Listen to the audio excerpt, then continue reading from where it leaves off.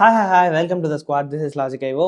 இன்னைக்கு சோஹரோட ரவுண்ட் ஒன்ல இருக்க ஒரு இன்டர்வியூ கொஸ்டின் தான் பார்க்க போகிறோம். இந்த கொஸ்டின் கொஞ்சம் சிம்பிளான கொஸ்டின் தான், ஆனால் அதே நிறைய கொஸ்டின் ஆல்ரெடி பார்த்துட்டோம். டிஸ்டன்ஸ், ஸ்பீட், டைம் இதே ஃபார்முலா வச்சு வர்றது தான். நான் ஆல்ரெடி சொல்லியிருக்கேன், இந்த ஒரே ஒரு ஃபார்முலா, இந்த ஒரே ஒரு டெக்னிக் வச்சு நீங்கள் ரொம்ப நிறைய ப்ராப்ளம் சால்வ் பண்ணலாம்.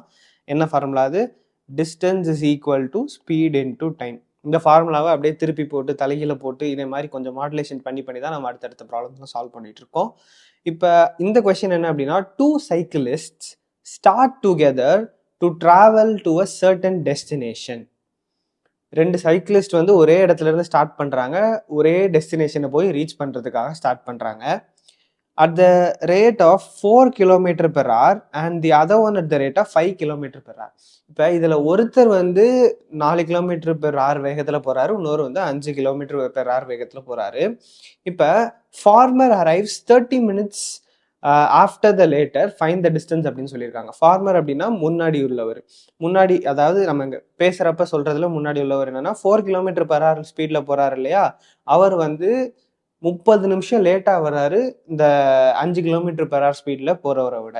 ஸோ இதுதான் வந்து நம்மளோட டேட்டா பாயிண்ட்ஸ். இதை வச்சு தான் நம்ம இந்த ப்ராப்ளத்தை சால்வ் பண்ண போகிறோம். இவங்க என்ன கண்டுபிடிக்க சொல்லியிருக்காங்க நான் ஹைலைட் பண்ணுறேன். டிஸ்டன்ஸ், எவ்வளோ டிஸ்டன்ஸ் வந்து இவங்க ட்ராவல் பண்ணியிருக்காங்க அப்படிங்கிறத தான் நம்ம கண்டுபிடிக்கணும். ஸோ ஃபர்ஸ்ட் வந்து நான் சைக்கிளிஸ்ட் ஏ அப்படின்னு வச்சுக்கிறேன். அவங்களோட ஸ்பீடு வந்து 4 kph, kmph kilometre per hour எல்லாம் சேம் தான். இன்னொன்று பி அப்படின்னு வச்சுக்கிறேன். இப்போ இந்த பியோட ஸ்பீடு வந்து நம்ம 5 kph அப்படின்னு சொல்லி கொடுத்துருக்காங்க. ஓகே, ஸோ ஏயோட ஸ்பீடும் தெரியும், பியோட ஸ்பீடும் தெரியும். நமக்கு ஆக்சுவலாக அவங்களுக்கு கொடுத்துருக்கிற அந்த டிஸ்டன்ஸ் வந்து ரெண்டு பேருக்குமே சேம் தான் இல்லையா?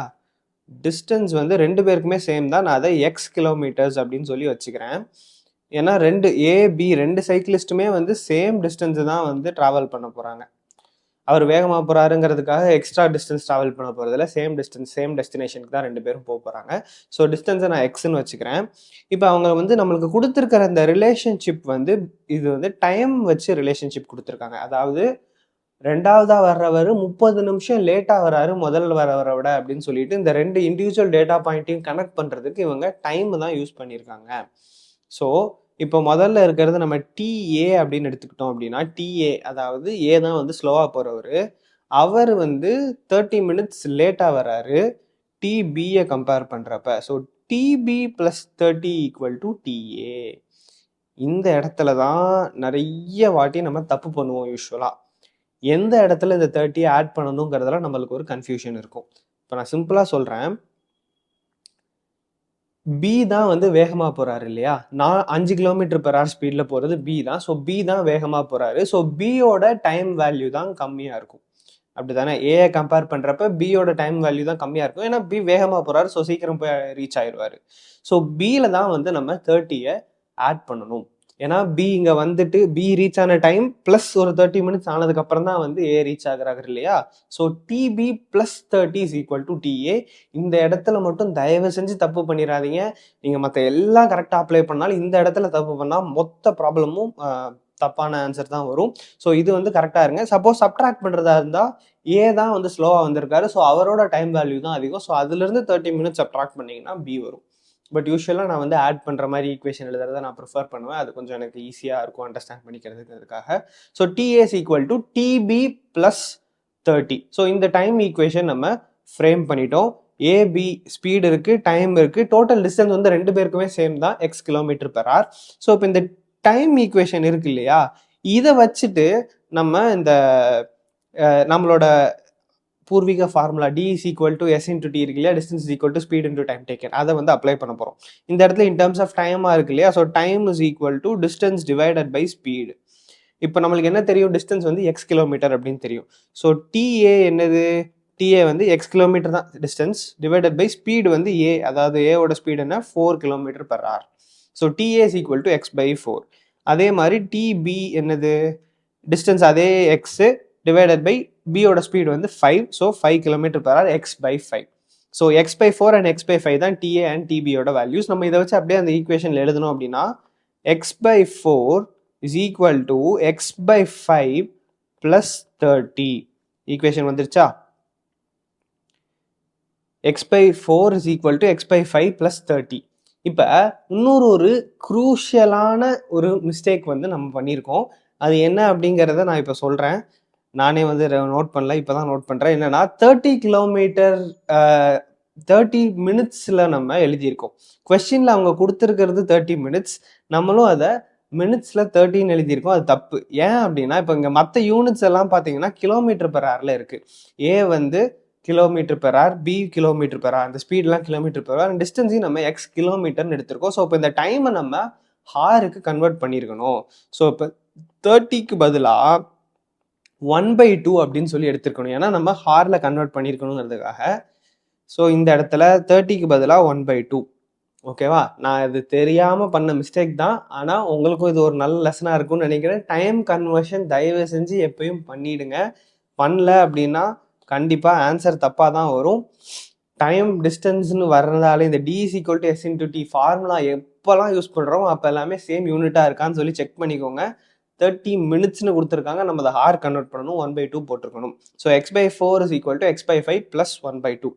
இப்போ இதை நம்ம ஃபர்தராக சால்வ் பண்ணால் போதும். So x/4 minus 6/5 is equal to 1/2 வச்சுப்போமா. 5 4 நம்ம ஒரு 20 வச்சுக்கலாம் காமன் டெனாமினேட்டரா. அப்போ இது வந்து என்ன 5x minus 4x அப்படின்னு ஆகுமா. 5x minus 4x is equal to 1/2. சாதாரண கிராஸ் மல்டிப்ளிகேஷன் தான், நத்திங் ஃபேன்சி. ஸோ இங்கே இருக்கிற 2 கேன்சல் பண்ணுறேன், இங்கே இருக்க இதை கேன்சல் பண்ணுறேன், 20 கேன்சல் பண்ணுறேன். ஸோ இது வந்து 10 ஆகுது. ஸோ 5x minus 4x வந்து x is equal to 10. So answer பார்த்தீங்க அப்படின்னா 10 கிலோமீட்டர்ஸ். 10 கிலோமீட்டர்ஸ் தான் வந்து ஆன்சர். ஓகே, சிம்பிளான கொஸ்டின் தான். நான் அகைன் ஒரு தடவை ப்ரொசீஜர் சொல்கிறேன்.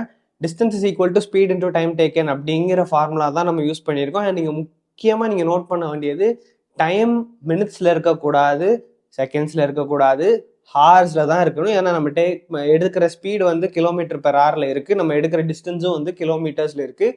ஸோ டைம் வந்து ஹாரில் தான் இருக்கணும். Just make sure of that. இந்த மாதிரி தப்பு பண்ணீங்கன்னா ஆன்சர் கண்டிப்பாக தப்பாக தான் வரும். அண்ட் இந்த ஈக்குவேஷன் மட்டும் நீங்கள் ஃபார்ம் பண்ணிட்டாலே உங்களுக்கு ப்ராப்ளம் ஆல்மோஸ்ட் சால்வ் தான். TA is equal to TB plus 30. எங்கே ஆட் பண்ணணும்னு சொல்லியிருக்கேன். யார் ஃபாஸ்ட்டாக இருக்காங்களோ அங்கே தான் நம்ம டைமை எக்ஸ்ட்ரா ஆட் பண்ணுவோம்.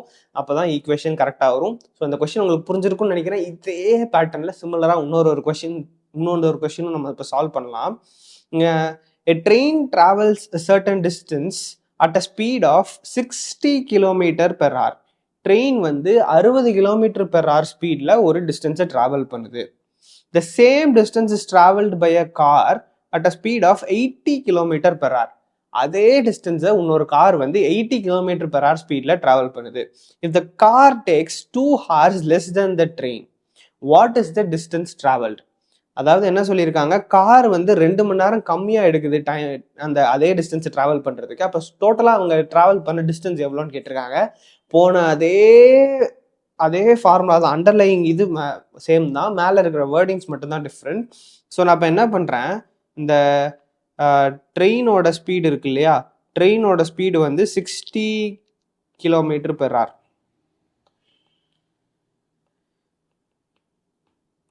அதே மாதிரி காரோட ஸ்பீடு வந்து 80 km/h. ஓகேவா? இதோட கொஞ்சம் அழகாக எழுதலாம் தான், பரவாயில்ல, கொஞ்சம் மன்னிச்சுக்கோங்க. அண்ட் டைம் டிஃப்ரென்ஸ், அந்த டைம் டெல்டா வந்து ஒரு 2 hours அப்படின்னு சொல்லி கொடுத்துருக்காங்க. இப்போ நம்ம போன தடவை பண்ண மாதிரி அதே அப்ரோச் அப்படியே தான் பண்ண போகிறோம். நம்ம டிஸ்டன்ஸை வந்து எக்ஸ் கிலோமீட்டர்ஸ் அப்படின்னு சொல்லி அசியூம் பண்ணிக்கலாம். ஸோ எக்ஸ் கிலோமீட்டர்ஸ் டிஸ்டன்ஸ் தான் இது, இந்த கார் ட்ரெயின் ரெண்டுமே ட்ராவல் பண்ணுது. அந்த டைம் ஃபார்முலா அப்படியே நம்ம ஃபார்ம் பண்ணிட்டோம்னா முடிஞ்சுது. So time taken by the train வந்து அதிகமாக இருக்கும், ஏன்னா ட்ரெயின் வந்து ஸ்லோவாக வருது. So time taken by car plus 2 தானே இருக்கணும். இந்த இடத்துல அவங்களே டைம் வந்து ஹார்ஸில் கொடுத்துட்டாங்க. ஸோ நம்ம எந்த கன்வர்ஷனும் பண்ண வேண்டாம். இந்த மாதிரி எல்லாரும் கொஸ்டின் கொடுத்துட்டாங்கன்னா நம்ம வாழ்க்கையெல்லாம் ரொம்ப எளிமையாயிடும். ஆனாலும் பரவாயில்ல, இந்த இடத்துல வந்து 2 hours அப்படின்னு சொல்லி ஹார்லேயே டைம் கொடுத்துட்டாங்க. ஸோ நமக்கு பிரச்சனை இல்லை. டைம் டேக்கன் பை ட்ரெயின் தான் வந்து அதிகமாக இருக்கும், ஏன்னா ட்ரெயின் ஸ்லோவாக வருது. So time taken by train is equal to time taken by car plus 2 அப்படிங்கிற ஈக்குவேஷன் நம்ம ஃபார்ம் பண்ணிட்டோம். இதுக்கப்புறம் நமக்கு என்ன தெரியும், distance is equal to speed into time. So time is equal to distance divided by speed. இந்த இடத்துல நம்ம டிஸ்டன்ஸை வந்து எக்ஸ் கிலோமீட்டர் அசியூம் பண்ணியிருக்கோம். ஸோ எக்ஸ் பை ட்ரெயினோட ஸ்பீடு வந்து 60 இஸ் ஈக்குவல் டு காரோட ஸ்பீடு வந்து x/80 + 2. ஓகேவா, simple. x/60 is equal to x/80 + 2. இந்த இடத்துல நம்ம 2 தான் ஹார்ஸில் தான் இருக்குது, ஸோ நோ ப்ராப்ளம். இப்போ இதுக்கு வந்து நம்ம ஒரு எல்சிஎம் எடுப்போமா. நான் இந்த x/80 இந்த பக்கம் கொண்டு வரேன். x/60 minus x/80 plus is equal to 2. So 60க்கும் 80க்கும் எல்சிஎம் எடுக்கலாம் அப்படின்னா 240 வரும். அதாவது 6 4s are 24, 8 3s are 24. So இந்த இடத்துல 240 நம்ம எல்சிஎம்னு வச்சுக்கலாம். ஸோ 60 into 40 தான், அதாவது 60 into 4 தான் 240. ஸோ இது வந்து 4x minus 80 into 3 வந்து 240. ஸோ இது வந்து 3x is equal to 2. Okay,